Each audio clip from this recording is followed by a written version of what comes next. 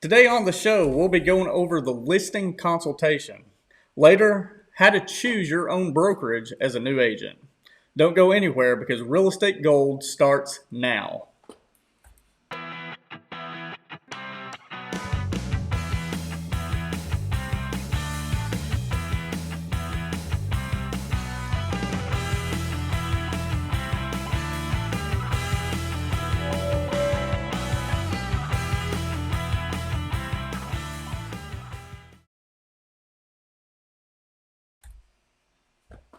Welcome to Real Estate Gold, the show where we discuss all things real estate related. I'm your host, John Sang, and I'm here with the one and only broker of the McCrae Real Estate Group, Micah Ian McCrae. Wow, I almost feel like I'm in trouble. So today we're talking about the listing consultation. So let's just kind of break down all the different parts that are involved in that consultation. Well, one of the main things that you're going to have is, of course, the initial meeting with clients, whether you're going to go look at the house or physically meet in an office. That's one of your major first steps, obviously. The second thing that we would be doing before we actually even go to the house itself or even have the meeting, we would do a market analysis to see sort of like what the market's doing, even from a macro standpoint and even down to the micro level of that neighborhood or that area that house is sitting in. Another side that we would be working on is the listing price. So when we do the macro work and the micro work, that gives us a good idea of what the market's doing as a whole and what other houses are doing in that price range for that same house, or so we can compare apples to apples type deal. So we'll look at those, and then we'll talk about the marketing strategy on what we do. And as an office, and as all the agents on the office go, we have a 30-point marketing strategy that we do in order to ensure that the house or the property gets the most exposure as possible. And of course, then we'll go over agent responsibilities, what each agent's required to do, even what each client's required to do, such as communication. Communication is a big factor. So going out and letting an agent or a person know what's going on with their house. And that goes as far as like talking to other agents, responding to their phone calls. That way you can go over and help them with their questions to help sell your client's property for them. You have to be not necessarily on the phone 24/7, but you do have to be accessible and return phone calls back as quickly as possible within reasonable time frames. Let's see, we've also got a super box showing times that we use as a awesome service.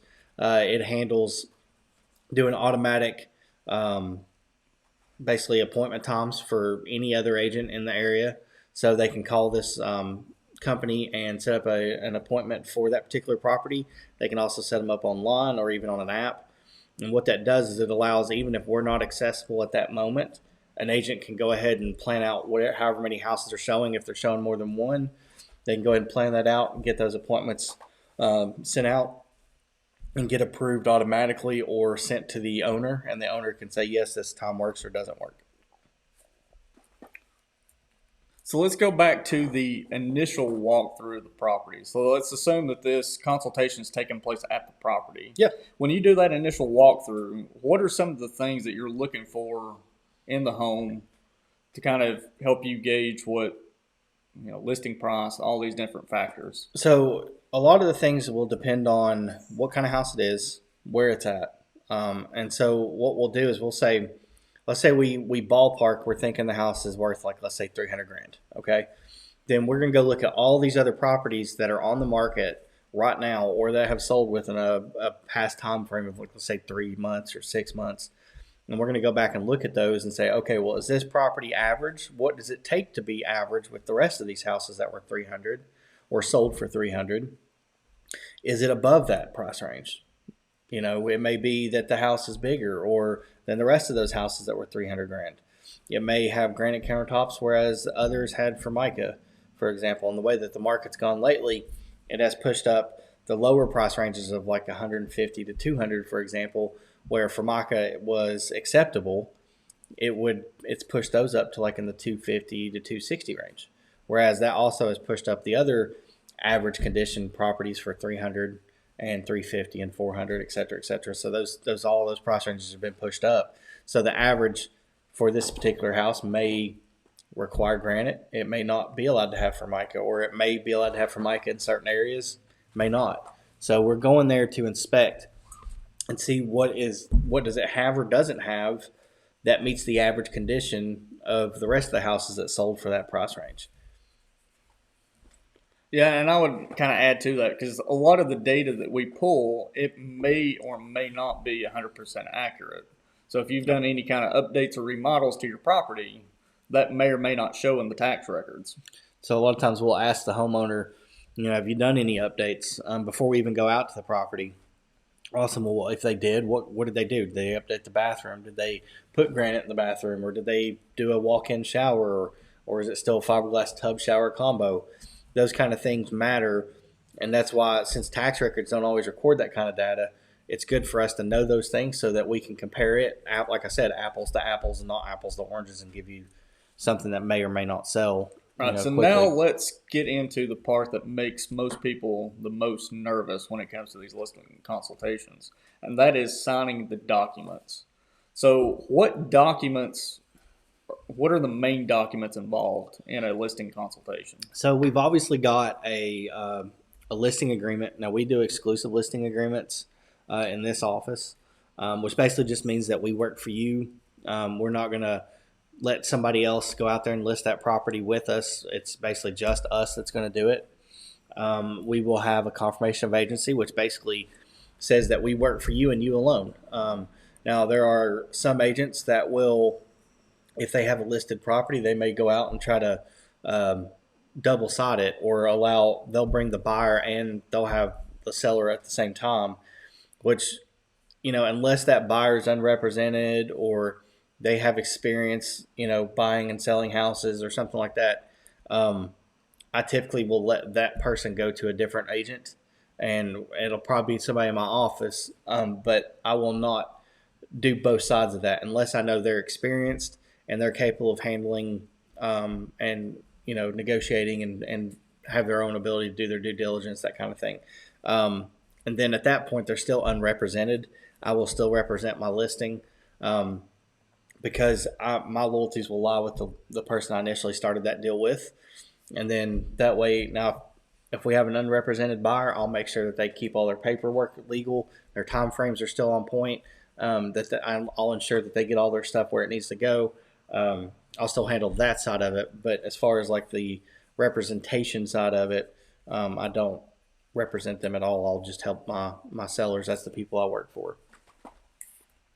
So then once all these documents are signed, I guess the next stage would be scheduling the photography so you can get the property listed. Yep. So I guess I can speak on the photography since I am our professional photographer. And so basically what's involved in the photography is the agent will go ahead and schedule a time with you that's good for you to have me come out and take pictures. Usually it's, I prefer mornings because that way I can get the pictures taken and then edited all in the same day so we can get your property listed faster. But usually what I'll do is I'll, show up to the property. I usually try to get the inside pictures taken care of first, but I can work with your schedule however you see fit. But usually I'll go through, just go room by room, take pictures.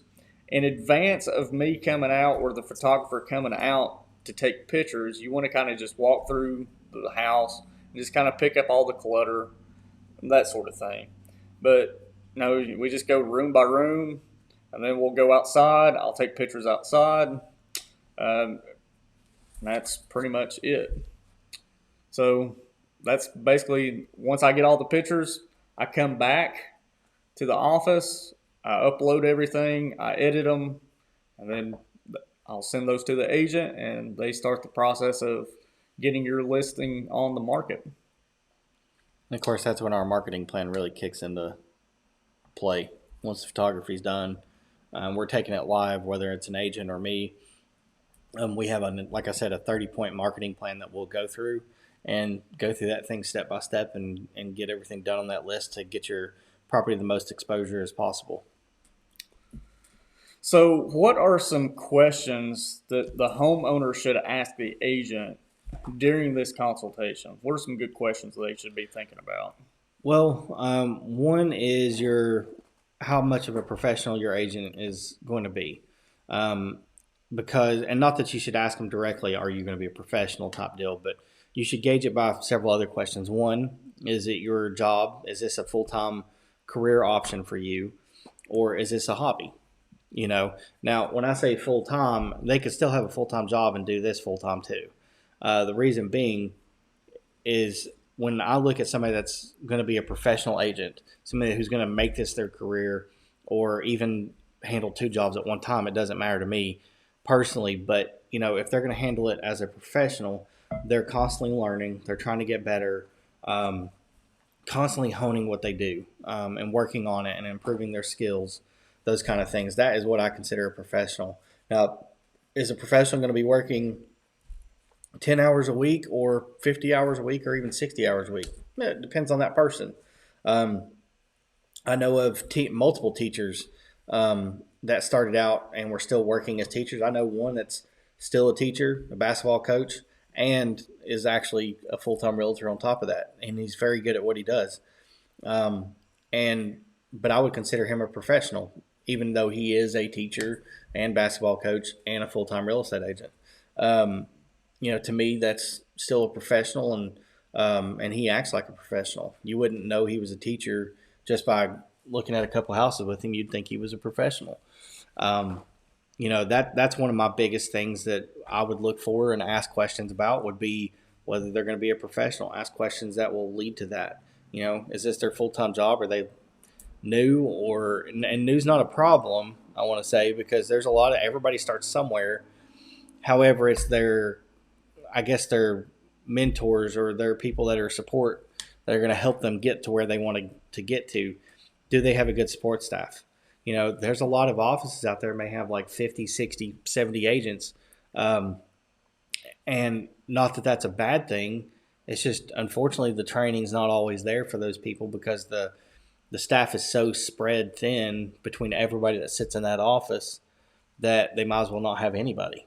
It's pretty much pointless. Yeah, I would kind of add to that and say that you need to ask questions about how they handle time management, because time management is crucial, especially when it comes to listings, because, they've got, your property may not be the only listing that they have. So somebody that is great at time management is what you're kind of looking for. Yep. Another thing to kind of consider is that, just because an agent has closed, hundreds of properties, if they were all representing buyers and not actually doing listings, that's another thing to keep in consideration, because, doing a listing is different than representing a buyer. They're similar. You use a lot of the same documents, but it's still a different, mindset on It is how you're kind of promoting that property. You got to be active on social media and other ways of getting that property out to as many people as possible. So don't go anywhere. We will be right back right after this.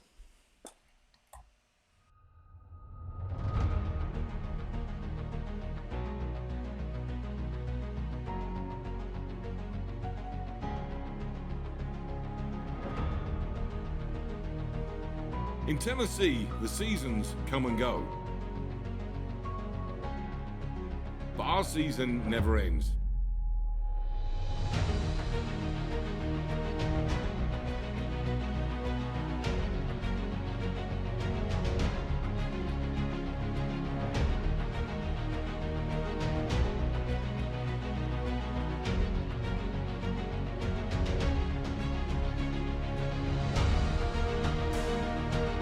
To be the best, it takes an entire team working together for a common goal.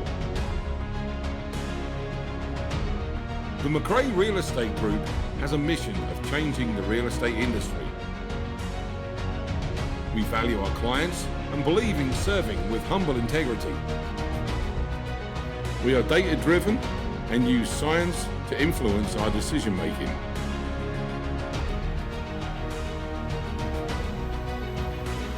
Northeast Tennessee is our home, and home starts with us.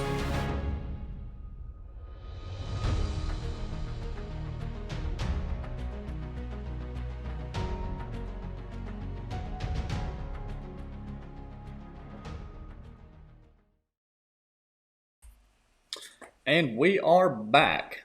So last month we talked about how to become a real estate agent. So this month we're going to talk about choosing a new brokerage as a new agent. So Micah, what are some things to consider when choosing a new brokerage? So obviously, you've got what kind of brokerage is it? Is it going to be a physical location brokerage, or is it going to be a virtual, or some kind of a hybrid version of it? Our particular office is a hybrid version. Physical one would be one that you physically have to go to the office to do most of your stuff. You have meetings physically at the office. All your paperwork is physically there. You may still have some ability to do digital, some things, but maybe they don't really have it really designed to be outside of the office. Like you may have a physical desk there. You may have to show up to the office there and show up every day. There's still offices that do that. And of course, you've got your hybrid or your virtual versions, which I won't go into any of the brokerages per se, but there's a lot of them that don't have a physical location. They have enough to be considered legal by the state. They have one location and a broker that sits in that location, and then everybody else in the state works out of that office. That's going to be a virtual one. They may not have the ability to go meet and physically talk to a broker, for example. You may have to set up appointments. You may have to jump on Zoom calls or make phone calls, and hopefully you'll be able to get that broker at some point. And then there's going to be the other ones that are hybrids that have the ability to do all the virtual stuff, plus actually sit down and have the physical locations as well if somebody's wanting to use that kind of an office location, which is the way we're set up. We do have physical locations. We do actually still have the ability to do virtual meetings and people, because we have agents that don't literally come into this office every day. There's a lot of them that don't, and they'll come here when they need something, or if they just want to sit down and go over something physically. Other than that, we may go over stuff that's over the phone. We may do Zooms. We may just do some kind of a screen sharing capability, or they may just send me documents via Dotloop, for example, which is our document signing program that we use. There's lots of ways for us that we've gone hybrid versus just being one or the other, because there's just too many things that people and good agents like to have. Some are fine with not ever working in an office. Others want to be in that physical location. So we've built it around that model to accommodate more agents. Yeah, it seems to me that the majority of your real estate offices now are going towards that hybrid model. We've done both, and I would say the main disadvantage of the complete virtual model is that if you need to speak to the broker or you need to get information, it can be very difficult. Can be. Because you basically have to schedule a time with that broker, because they've got X number of agents that they're responsible for. So it's not always, a walk down the hall and knock on the door. It's or even physically call them. Yeah, I mean, it's because they're so busy that's kind of my thing that I disliked about the virtual model. Yeah. As far as the physical model, I don't really know. I mean, there are still some brokerages that do that. It's kind of more the old school way of doing it, where they basically print out all the documents and do it that way. But most of them, I personally think, have gone to that hybrid model where it's physical and virtual combined. Yeah. The ones that will ultimately, I think, succeed will be hybrid, because they can take the best of both worlds and make it work more efficiently than being one or the other. So the next thing that you'll want to do is actually meet with the broker. And why is that important? Well, a lot of times you'll have documents that you're going to want to go over, or that they will want to go over. You've got a lot of state documents that you're going to have to go over. And you want to make sure that the broker is somebody that's going to be there to actually help you. So, like if you are writing a contract on something, you've got a situation that you being new, maybe you've never even seen before, or even as an experienced agent, you may have never seen before. Well, a broker's there to guide you and keep you accountable, out of legal trouble, keep your client out of legal trouble. Um, and so a lot of times it's physically better to meet them to see how helpful they would be. Ask them what kind of turnaround times they have before missing a call and calling back, that kind of thing.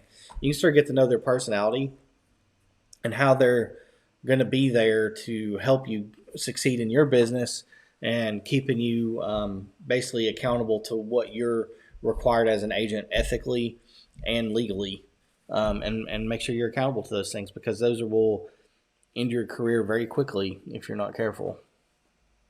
Yeah, it really kind of comes down to that meeting is the broker is trying to gauge you to whether they feel that you're going to be successful as an agent. Do you have all the skills necessary to be a successful agent?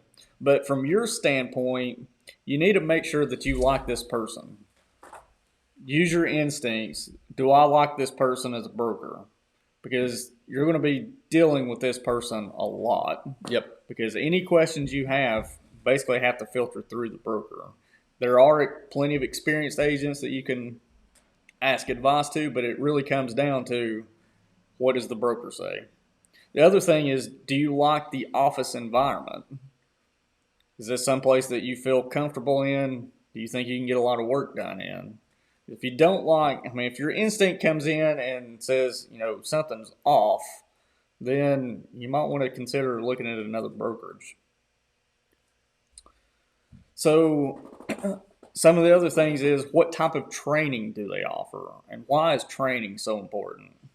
Well, one of the things you want to look at are your hands-on capabilities. Again, going back to the hybrid model, some people are great by just learning virtually. Others are great at learning in person and through a specific experience or situation. That's how they learn the best, and that's great.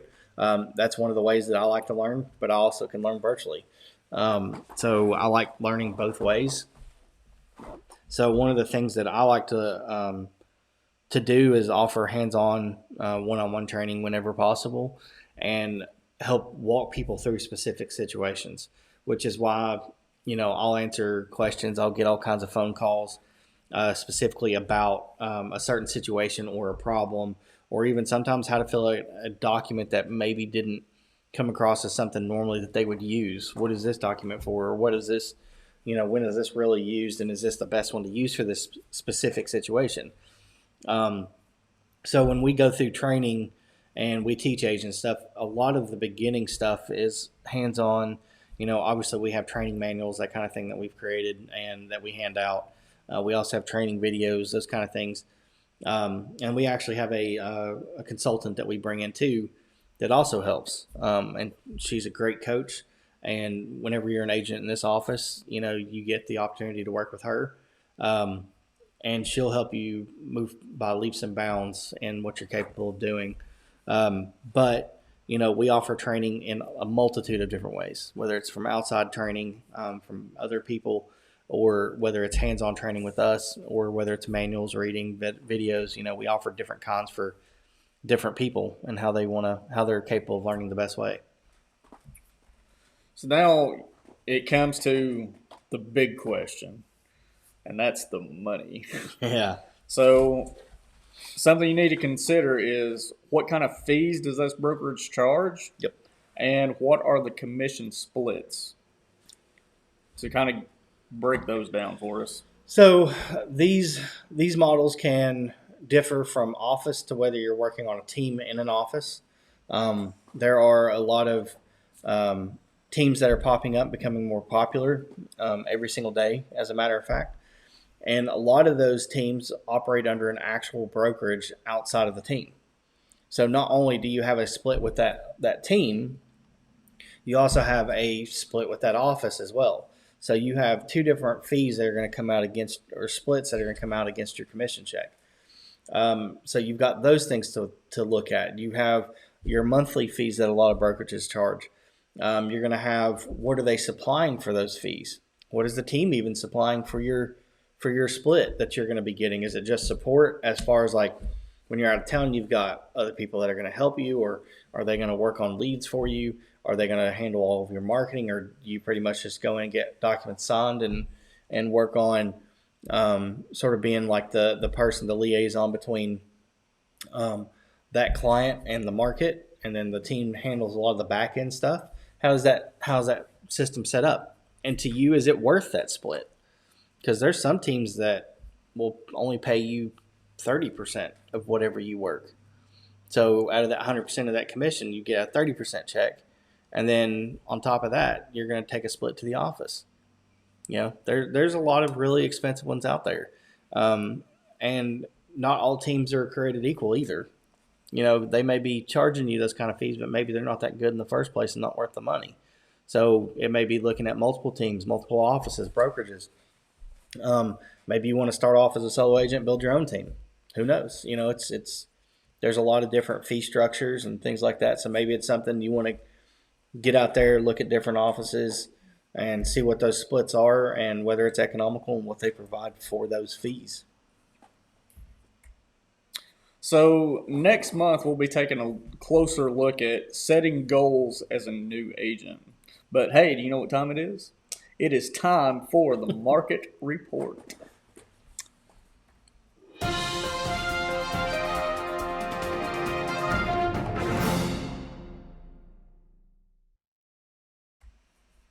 So the real estate market has continued to be absolutely crazy. So let's take a look at some of the data. So the first one is the absorption rate. So for March 2022, the absorption rate was 0.93 months. So we have less than 1 month of inventory on the market. Absolutely crazy. Days on market. So for March, it was 78 days on market. And that really hasn't changed a whole lot. So I guess, with all these crazy numbers, why would the days on market not be shorter than, 78 days? Why is that still kind of... Well, your absorption rate is if there's no new properties that come on market. So if you have, say, 100 homes right now on the market and no new homes come on the market as of today, then as of today, it would take less than a month to liquidate that inventory. That's what that number really means. But days on market is just your average time frame that a house is sitting on the market before it closes. So another reason would be because of your different loan types, because they can be, 30 to 45 days out. So whatever time that property goes under contract, and then you've got the additional time for that loan to close. So that's kind of why that number would be a little skewed. And then let's see. So the sold to list ratio. So we're currently sitting at 97.7%. So that means it's 97.7% of what the actual listing price is. And the last number is our average sales price for March was $266,799, which is crazy.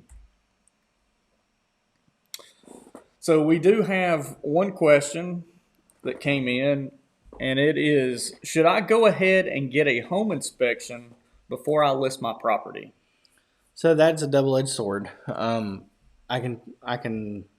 play devil's advocate with it.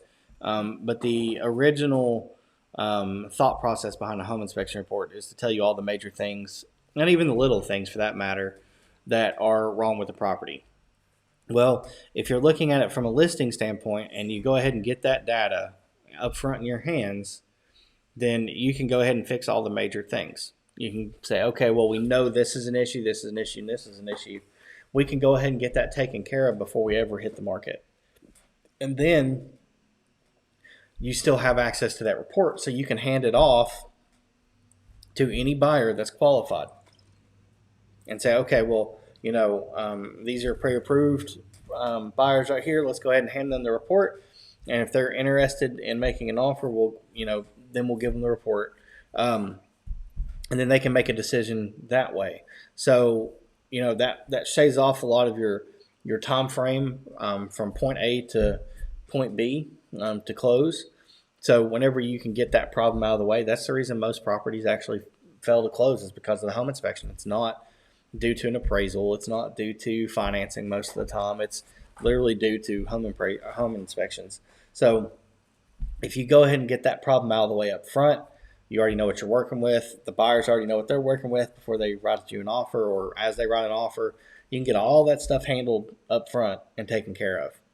And then if you've already got the work completed and fixed, you just make notes in the report that we've already corrected this. Here's where we had this done. This is where we had this done. But the negative side to that is now you have to disclose everything that's wrong that you know about in the home inspection, because you're now aware of it by a professional. So whenever you publish this or your listing, you have to give out that home inspection report to anyone that looks at your property, so that they know what they're getting into. Yeah, and I would just add that, it's not really something that's very common in our area to do that. But you get into places like California, Florida, it is a little more common to go ahead and get that home inspection done. So that will do us for today. We go live every first Monday of each month. So until next time, thanks for watching. Have a great day.